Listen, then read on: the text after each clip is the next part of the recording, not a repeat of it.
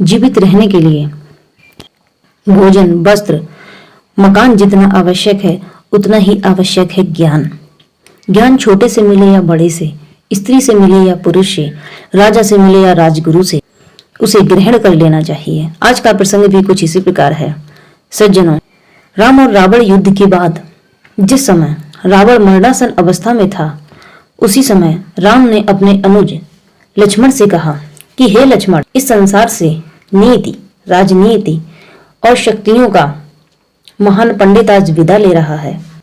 जाओ और उसके जीवन के अंतिम क्षणों में उससे शिक्षा ग्रहण करो। ये शिक्षा संसार में तुम्हें रावण के अलावा और कोई नहीं दे सकता। बड़े भाई की आज्ञा का पालन करते हुए लक्ष्मण रावण के पास गए और उनके सिर की तरफ जाकर खड़े हो गए। कुछ समय तक इंतजार किया कि रावण मुझसे कुछ बात करेगा, कुछ कहेगा, पर ऐसा नहीं हुआ। रावण ने लक्ष्मण से कुछ नहीं कहा। रावण की चुप्पी को लक्ष्मण अपना अपमान समझ बैठे और वापस अपने बड़े भाई राम के पास गए और कहा कि हे भाई, रावण मरणासन अवस्था में है, फिर भी घमंड से भरा हुआ है। उसने मुझसे कुछ भी नहीं कहा। तब राम ने लक्ष्मण से कहा कि हे अनुज, अहंकार या घमंड रावण में नहीं, आज तो मुझे तुम में नजर आ रहा है। वो तो युद्ध में परास्त हो चुका है, तो हमारी उससे भला क्या शत्रुता, और मरने वाले को किस बात का घमंड हो सकता है। हे अनुज, तुम तो याचक के रूप में उससे ज्ञान लेने गए थे, तो तुम्हें एक याचक की तरह करवत निवेदन करते हुए चरणों में खड़े होना चाहिए था, पर तुम तो उसके सिर के पास आदेश की मुद्रा में खड़े थे, तो भला वह तुम्हें क्या शिक्षा देता। हे लक्ष्मण, जब शिक्षा ग्रहण करनी हो तो मन में विनम्रता का भाव लाओ, क्योंकि विनम्र भाव से ली गई शिक्षा व्यक्ति कभी नहीं भूलता और उसका फल भी उसे प्राप्त होता है। बड़े भाई की बात सुनकर लक्ष्मण को अपनी गलती का एहसास हो गया और वह तुरंत रावण के पास गए और अपने दोनों हाथ जोड़कर याचक के रूप में रावण के पैरों के पास खड़े हो गए और कहा कि हे संसार के सबसे बड़े ज्ञानी पुरुष, मुझे कुछ ज्ञान प्रदान करें। तब रावण ने लक्ष्मण से 3 बातें कहीं और ये 3 बातें आज भी प्रत्येक मनुष्य के लिए उपयोगी हैं।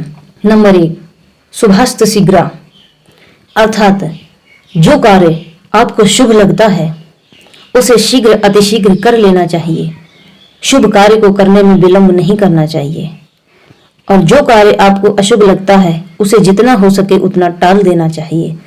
नंबर 2, अपने दुश्मन को कमजोर नहीं समझना चाहिए। अपनी शक्तियों के साथ साथ शत्रु की शक्तियों का भी ज्ञान उसे होना आवश्यक है। मैंने ब्रह्मा से जिस समय अमर होने का वरदान मांगा था, उस समय मैंने ही कहा था कि मुझे बानर और मनुष्य को छोड़कर कोई भी न मार सके, क्योंकि बानर और मनुष्य को मैं तुच्छ चींटी की भांति समझता था। मैं उन्हें चींटी की तरह मसल कर रख देता था, इसलिए बानर और मनुष्य से भला क्या खतरा होता मुझे। पर आज मेरे संपूर्ण साम्राज्य के पतन का कारण मनुष्य और बानर ही है। इसलिए शत्रु को परास्त करने से पहले स्वयं को और शत्रु की शक्तियों को समझना बहुत आवश्यक है। नंबर 3, अपने जीवन का राज किसी को नहीं बताना चाहिए, फिर चाहे वह कितना ही खास क्यों न हो। हे लक्ष्मण, यहाँ भी मुझसे बहुत बड़ी भूल हो गई। मैंने अपने सगे भाई विभीषण को अपनी ही मृत्यु का राज बता दिया था, और मेरे भाई ने आपके भाई को बता दिया कि मेरी नाभि में अमृत है और मैं 10 सिर वाला हूँ। यदि ये राज मेरा भाई आपके भाई को ना बताता तो इस युद्ध में मैं कदापि पराजित नहीं होता। हे लक्ष्मण, पर मैं ये भी जानता हूँ कि मेरे भाई विभीषण को छोड़कर मेरे पूरे कुल का उद्धार भगवान के हाथों हुआ है, और हम सब एक साथ आज बैकुंठ जा रहे हैं। भला मुझसे बड़ा भाग्यशाली इस दुनिया में और कौन होगा। सज्जनों, ये बातें रावण की कही हुई उस जमाने की बहुत पुरानी हैं, पर आज भी प्रत्येक मनुष्य की जिंदगी में उतनी ही उपयोगी है जितनी तब थी। लड़का हो या लड़की, स्त्री हो या पुरुष, सभी को इन 3 बातों का ध्यान रखना चाहिए। वीडियो अगर पसंद आई हो तो प्लीज मेरे चैनल को लाइक कीजिए, शेयर कीजिए और सब्सक्राइब कीजिए, क्योंकि आपका एक सब्सक्राइब हमारे लिए बहुत महत्व रखता है। वीडियो देखने के लिए धन्यवाद। अपना ध्यान रखें।